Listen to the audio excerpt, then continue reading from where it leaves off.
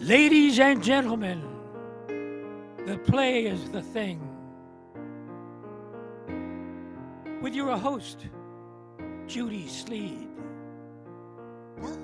Special guest, Christina Strassfield, the museum director and chief curator of the Guildhall Museum. Now here's Judy. Oh, thank you so much. No one can say Judy as beautifully as you, Lee. And I'm here with my good friend, Christina. After many tries, we finally made it. Absolutely. Life is busy, but it's a pleasure to be here, and I want to wish you a very happy birthday, Judy. I think that's so wonderful that you're inviting me here to celebrate your birthday and to celebrate your show. Oh, thanks for coming. And it's so wonderful to meet me in my garden. Beautiful garden. Absolutely. Yes. And we did another show a few years back about you as a curator at Guildhall, which is in East Hampton. Right. And must be some wonderful new things going on there. I'd like you to tell us. Thank you, Judy. Thank you for inviting me to do that, because we have a great season planned ahead, and we're going to be starting out with the 74th Annual Guildhall Artist Member Show. And this is so exciting because for 74 years, we've kept the tradition alive to do this non-juried exhibition at Guildhall. So anyone who's an artist member, all they have to do is pay their fee to become a member and list themselves as an artist, and then you can be included in a museum show. Oh, wonderful. Maybe I'll try. Absolutely. You can do paintings and sculpture, photography, mixed media work, and there's prizes in all categories. The top award winner wins a one-person show a year and a half later, so it's a great opportunity. We're very excited because this October, Frank Wimberly, who I think you know, is going to be he was the winner 2 years ago, and he's having a one-person show. This year, we have over 350 artists that are participating, so it's going to be fantastic. Absolutely. And the only requirement is that there's a size requirement. For paintings, it's and two-dimensional work, it's 25 by 25, and for sculpture, it's 30 by 20 by 25. So I think every artist could find a piece, hopefully, or make a piece real quick and put it in the show, because it's the place, sort of the opening of the art season in the Hamptons. Everyone comes out to that opening. It's very, very exciting, and we're just really thrilled because we do it for the community. We do it for all the community of artists that are out here. That's really very generous.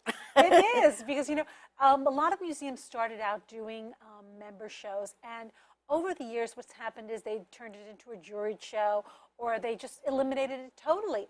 And Guildhall has felt that it was really so important that this is what we do for the community of artists, and we just really wanted to keep that tradition going. And we always have an amazing awards juror. This year we have Lily Way, and I'm going to give you her full title, because we always get these wonderful judges. We've had curators from museums in the city. We've had art critics. We have journalists. And Lily Way is an independent curator. She's an essayist, and she's an art critic for Art in America magazine, which is the preeminent art magazine in the country. And she also writes for Art News, the other preeminent art magazine in the country. So we're really thrilled and honored that she's going to be doing it this year. She's going to be coming in. She's going to be awarding the top prize.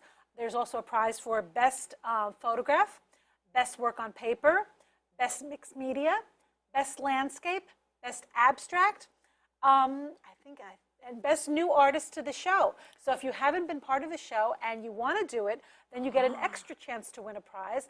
And plus, we also offer honorable mentions. So if your work maybe is not, they don't want to give it a prize, they still give it an honorable mention. And that's really very exciting, because if you're chosen out of 350 other artists, your work really shows something. Yes. Well, I'm very impressed. You really did your homework well. You rattled all this off by memory. That's wonderful.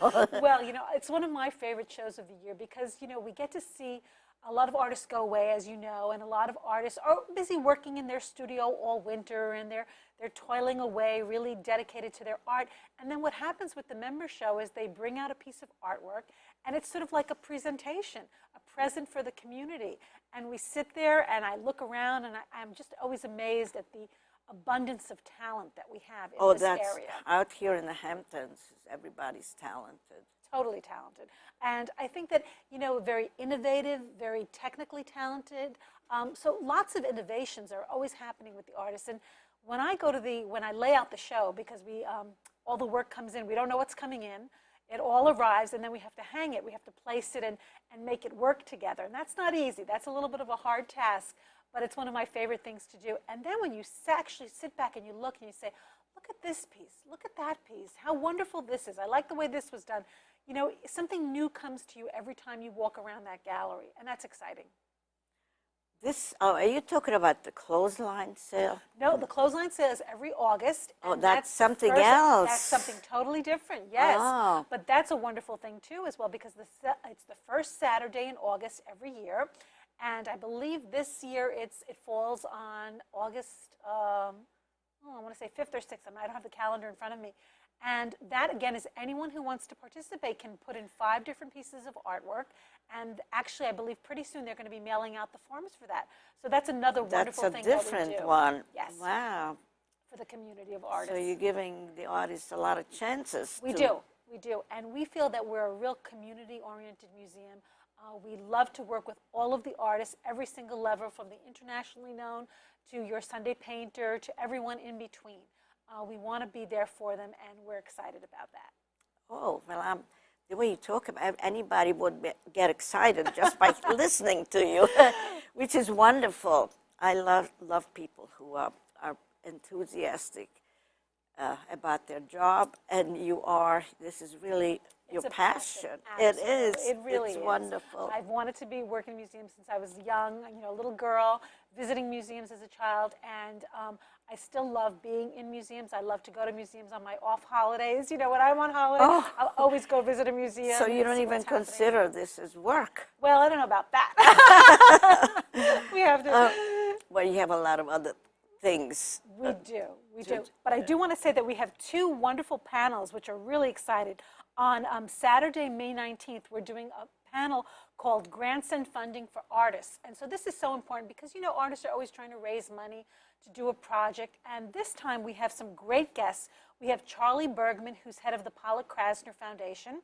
We have Michael Royce, who's head of the New York Foundation for the Arts.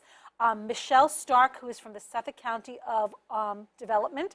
And we had Ned Smythe, the artist, who's going to moderate the panel. So artists, they're going to each talk about how they give money away to artists. So I think all artists should come to this. It's going to be a free panel discussion.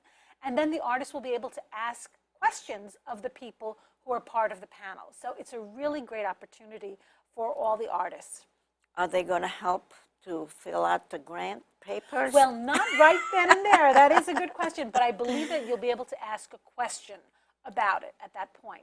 But I think they're going to give you some information that I think is going to be very, very helpful to artists because it's a hard process, you're busy and you want to create the artwork. You don't want to have to fill out all the forms, but somehow you have to work side by side to make it all work out. Yes, I know. And then we have we're going to be having a Meet the Artist because all of these award winners are going to be there that same day, which is May 19th at 12 noon.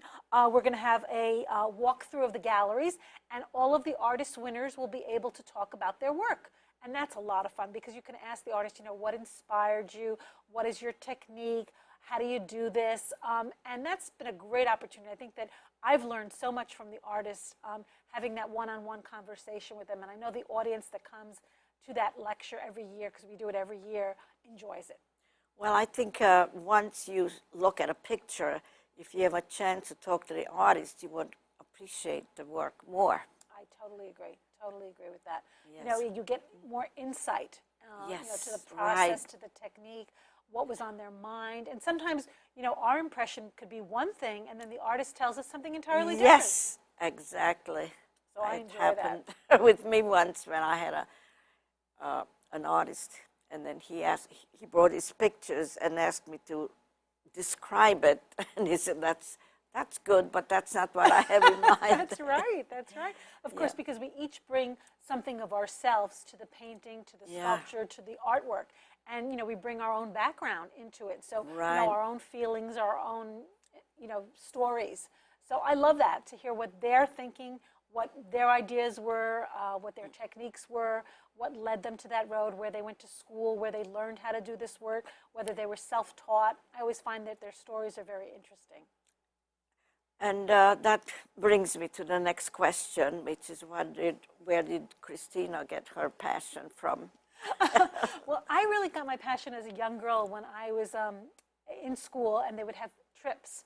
Every year, our school, I went to the Greek American Institute, which is a small private Greek American school in the Bronx. Oh, in the Bronx. Yes. And every year we would get to go to the Metropolitan Museum of Art, and I loved it. And I remember we would get a special tour, and I'd be the little girl in the front row, raising my hand, when they'd ask a question, like, I know the answer, I want to, or I'd ask a question, and I just was fascinated with being in that institution. From there, I took art classes at the Metropolitan when I was in high school. I did an internship between my undergraduate college degree and my graduate degree at the Metropolitan Museum of Art. Then I got a full-time job there, and I was there for about 5 years before I came to Guildhall as the associate curator and registrar. Became the curator in 1990, stayed till 1996 when my twins were born, took a few years off, and came back in 2002. So I've been back almost 9.5 years already. So it seems like amazing how time flies. It sure does. It sure does. It flies. So you have twins. I have twins. I have a 19-year-old daughter, and I have twin boys who are 15 now. So busy life. How old is your daughter? 19. And she just started college this year. Oh, you mean you have a boy and a girl? No, I have a girl who's older, who's 19, and I have twin boys who are 15-year-old who just started high school this year. So that's what you were writing on Facebook. That's right. Judy and I are Facebook friends, and it's always fun to catch up with each other. I was saying that my baby has now become an all-county Suffolk County wrestler. So I was very proud of him. But he's not a big baby. He's a big boy. He's not a baby. He's not a baby. He's still my baby. I understand fully. Yeah. Right. So your mom and dad had anything to do with art? No, actually not. My mother was a dressmaker and my dad was a plumber. So they were totally, I'm a first generation. They were immigrants to this country and they came here. They wanted us to learn, and I went on from my, my undergraduate and my master's degree. And I just, I went to a museum and I was hooked for life. And I love when young children come to the museum because of that. Because I feel that once you get them involved in coming to a museum and seeing their artwork, we do the Student Arts Festival every year, which I think is so wonderful. So the young students come in and they see their artwork on the walls of a museum, and they feel comfortable with coming in. They can become the next artist, they can become the next collector, they can become the next curator or museum director. Once you hook them when they're young, they're hooked for life. And that's the way it happened to me, and I think it happens to many people that way. Did it happen to your children? I think all my children love going to museums. I think that they are fascinated with art. They love the theater. They're not as much into dance, but they appreciate all of the arts. But none of them, I don't think, are going to go into They don't start making pictures and all that stuff? They all make pictures, and they've all enjoyed it, but I don't think any one of them felt the passion to become an artist full-time. I think they love to appreciate art. They love to go to a play. They love to go to a museum. They love to learn about it. But I don't think any of them felt that they had the talent or they wanted to go on a little further at this point. My son is taking art in high school, but I don't think he wants to be an artist. Well, so any other siblings you have? Do you have any siblings? I have 2 older siblings. My oldest sister is a lawyer in Massachusetts, and my middle sister is a computer designer in Atlanta. Wow. So it's a exciting. Computer designer, you mentioned before you had a problem with your computer.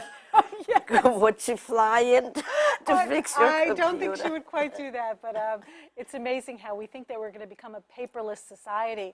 But I thought I lost all my incoming emails, and believe me, my blood pressure went through the roof. I was like, oh, what can I do? But luckily, the computer problem was solved, and we were able to handle it. Yeah, that's good. I have a lot of aggravation with the computer, too.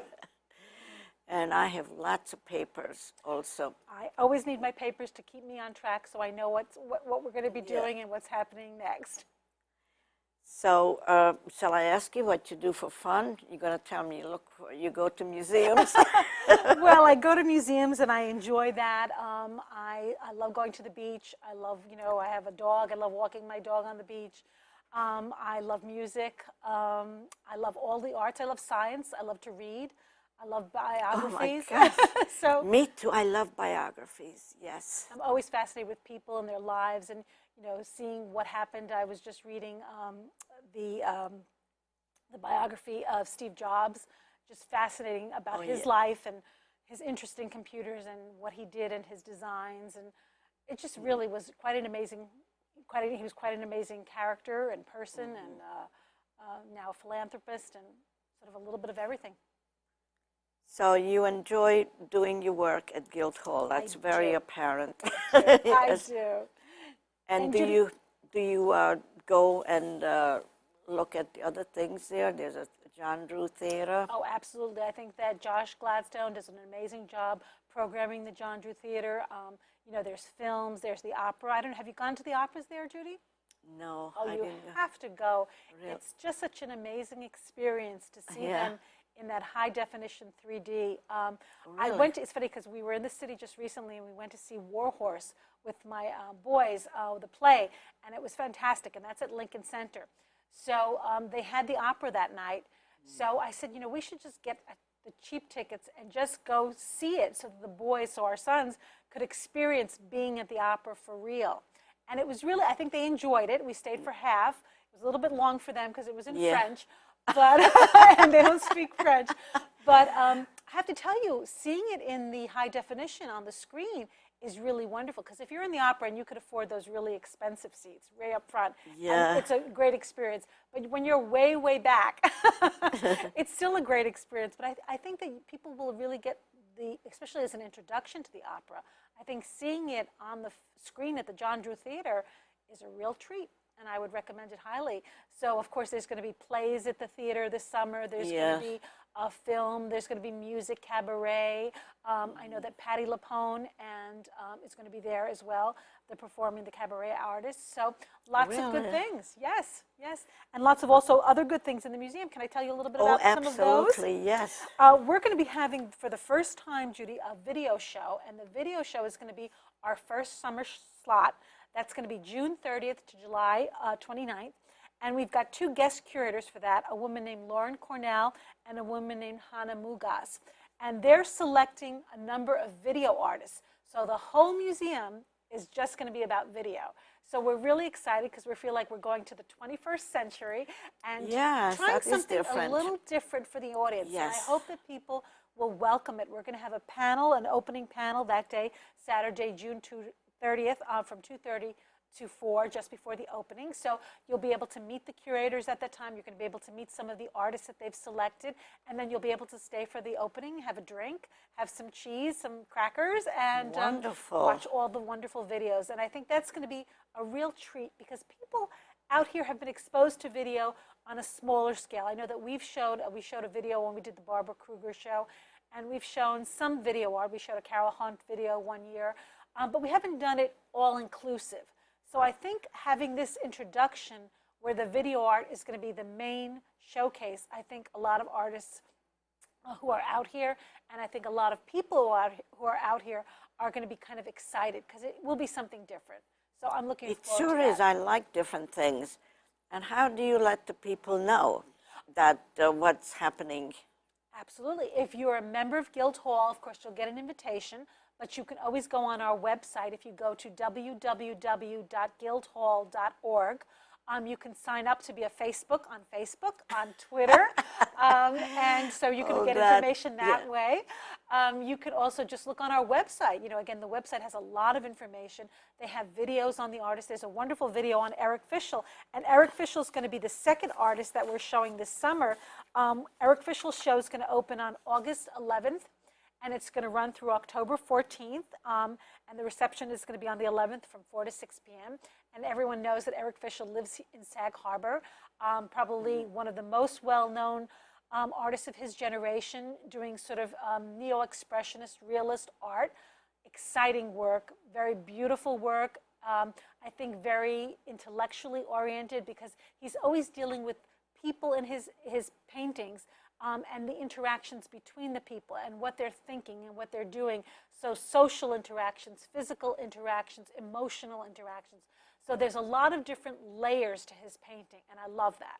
I think when I first saw his work, I think when I was probably a teenager, I was in awe, because I felt there was so much energy and passion and hidden sexuality and a little bit of everything all wrapped into one. So I have to tell you, it's a pleasure. I did a show of his work in 1991, and so it's nice to come back and show some of his earlier work and some of his more contemporary work. So right he's now. been doing this all his life? He's been doing it all his life, and he's gotten a lot of recognition.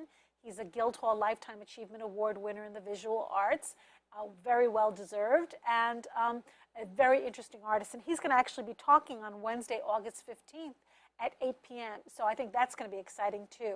So I welcome people to come to the opening, to see the show, and to come hear Eric speak, because I think they'll enjoy that.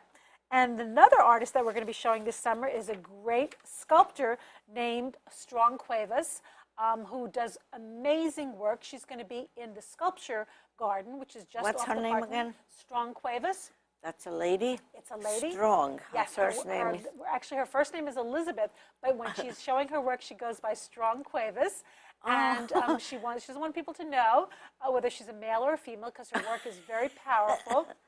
And we're excited because we're going to show her work in the sculpture garden, and we're going to show some of her drawings in the Wasserstein Gallery. And her work has to do a lot with faces that are sort of abstracted, the idea of thought, time travel, thought travels, thought patterns. So it, again, is very sort of intellectually charged. Their imagery that is really exciting, totemic, very bold. And I think that when you're in the garden and you're looking at them, you're going to be impressed. You're going to be very impressed with the work that you're going to see there. I'm sure.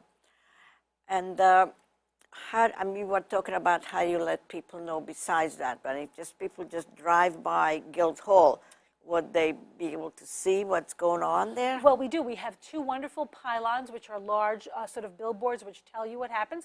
But you can come in, and the summer brochure is going to be ready in about, I would say it's going to be put in the mail shortly, and will get to us before Memorial Day.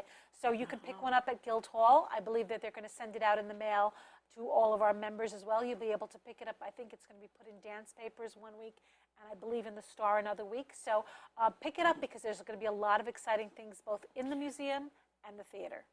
Right, and when you, well, the Guildhall is like, just when you come on 27th, there is a big left-hand turn. That's right, the Village Green. And then it's very hard. I always wonder what's happening there, but when I drive by so I can't really slow down. I don't see it. So maybe you should put a stop sign. Stop and look. Park your car and come in and look. I'm going to send you to the mayor and tell him to do that, because I think that's a great idea. Yeah. Have a stop sign right there, so people have to look and see what's on our billboards, because there's great opportunities there. Right, because as I said, many times I drive by and I, you know, you have to keep moving the car. You can't see unless, like you said, well, stop and park your car and go look.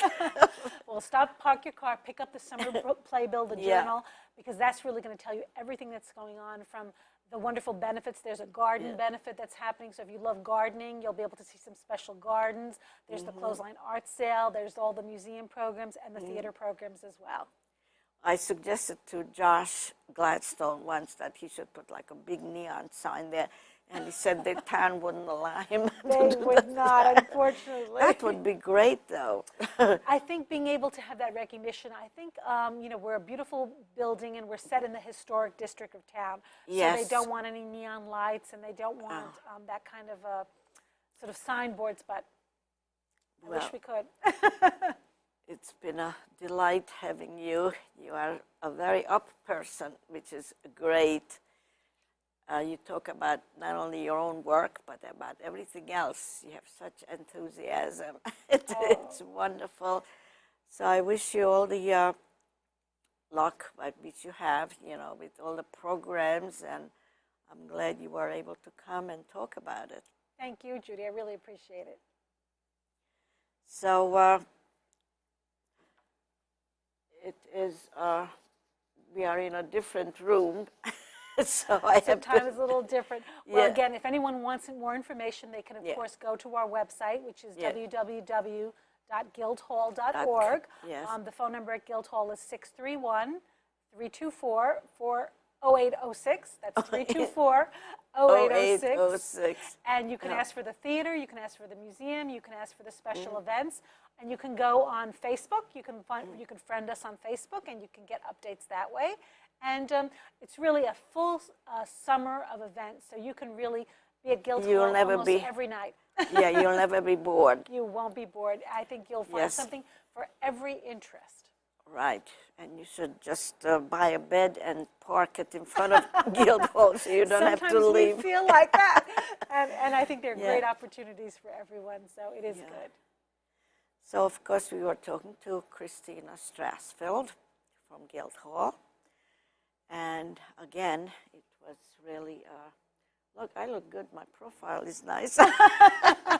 Always, you're pretty in pink. Pretty in pink. So you'll be able to see this show. You know, they show me 5 times a week here at the East End. Yes. Wonderful. We really appreciate everything LTV does, and this program really gets the word out of what we're doing at Guildhall, so we thank you very much for that. Well, my pleasure. I love Love me in London.